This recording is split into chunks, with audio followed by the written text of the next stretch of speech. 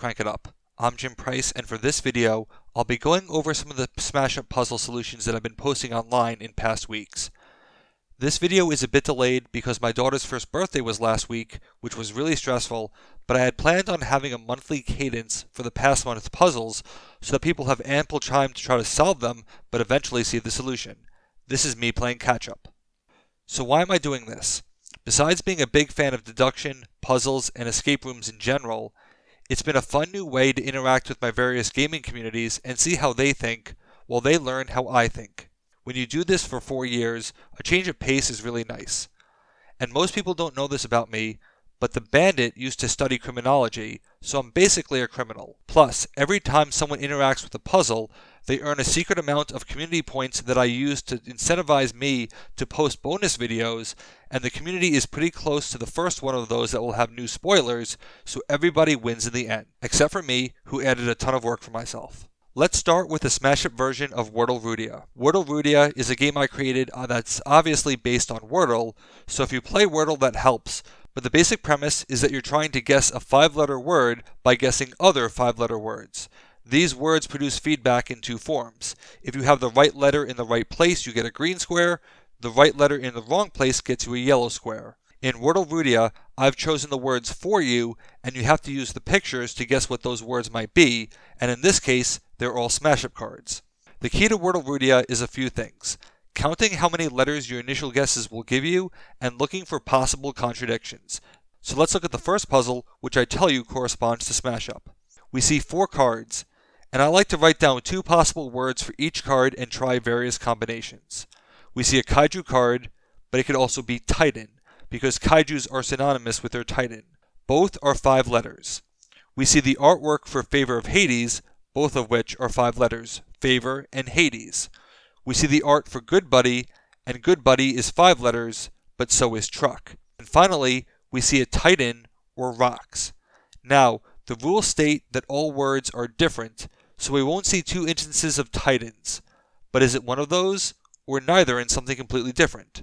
Let's lay out our initial guesses. Looking at the top clue, we are potentially looking at KAI or TIT, all of which are in the wrong spot. If the bottom is true, then that would imply that the word ends in 2 T's, which is unlikely, or that the second and the fourth or fifth are T. That's possibly true. But looking ahead to the second word, we see that with either Favor or Hades, we get an A either way, with an E or an O as the other letter. If Titan was correct above, our letters would be TITAE. Now my vocabulary isn't that great, but TITAE doesn't jump out at me in regards to smash-up. But you also see that, if you look ahead to the third clue, we're getting a new letter, Y or K. This leads to a contradiction because it would be 6 letters, so we must be wrong somewhere. Titan seems like it's wrong, and it turns out that is enough information to solve the puzzle. If Titan is wrong, KAI is probably right, and by permuting the various single letters left, you'd get KAI from the first one, AO or AE from the second, and Y or K from the third. You probably noticed that you can get KAIOY, or basically, yokai.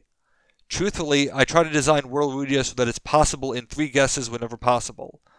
The fourth is generally confirmation, and Titan gives you that confirmation because the I is wrong, but the A is not.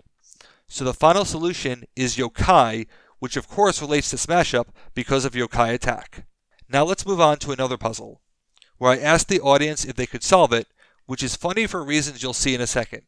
Now, one thing that is very important in puzzles, deduction, escape rooms, etc. is observation. What is being presented? Why is it being presented? How many things are there? Counting is massively important in these things, especially escape room style scenarios. So looking at this puzzle, right away we can see that there are 7 squares of art. If we recognize the art, we see 7 minions. They are arranged in a nice shape that may or may not matter, in a line of 4 and a line of 3. But what's not shown? And why are they all minions? That's probably significant. Well, what isn't shown is the name, the power, or the ability. Well, they are all minions, so that implies that power is probably important. And I didn't show the names or abilities, but the abilities don't seem to do anything together, so maybe it's the names. Sometimes you just need to try something out and see if it sticks. Well, when you combine the power with the name, you get a form of map. For example, Akai the turtle is a power 3 minion. The third letter in its name is Y. Who's next? Priest of Anubis. The fourth letter is an E. At this point, I'll make it easy and reveal all the power and numbers, and I'll let you pause and see the rest for yourself as I ask you, can you solve this puzzle? Now, I don't often like to go back to the well too often, but this next puzzle, at least to me, was too good to pass up. I swore that this one would be easy, especially if you remember some of the various things I posted over the years on Crank It Up, but I've learned that people think I am a lot smarter or more clever than I actually am, and that caused a lot of overthinking. For this puzzle, I told you I'm thinking of an action not in the core set. What is it? A lot of people said leader of the pack, which I admit is a great answer, but not where I was going. Besides, it doesn't really work under the pattern of observation. So let's look at the source image again and see what we see. We see 3 leaders stacked on top of each other: Zombie Lord, King Rex, and Ninja Master. But what should also jump out is the fact that King Rex's picture is physically longer than the others. This is clearly intentional and significant. But what could it mean? Well, I did reuse a little bit of the same trick, but for a different effect. Again, these are all minions, and minions have power. So what are the power levels? 5, 7, 5. Now this is the part that really surprised me, because in half of my social circle, when I say 5, 7, 5, especially presented as 3 lines, something immediately comes to mind. And in the other half of my social circle, they completely forget that this thing exists. If you hear the numbers 5, 7, 5, you may or may not be thinking about a form of poetry that has 5 syllables, 7 syllables, then 5 syllables. A haiku, making the action final haiku. This is actually the most solved puzzle, and people got it eventually with a very high success rate, but along the way there were some really hilarious answers. So what about this puzzle that has no instructions? For this puzzle, which you could easily see hanging on an escape room wall, there are no instructions because any form of instructions would give it away. All you are given is that I am thinking of a smash-up card and it's one of these 25. So at least the scope of answers is fixed and known. And what's really interesting is that this puzzle literally requires no smash-up knowledge and has been solved by players who've never even played or heard of the game. But there's been some elaborate but really intriguing theories, but it turns out the answer is quite simple. So what do we observe? We see 25 cards arranged. There are 5 rows and 5 columns.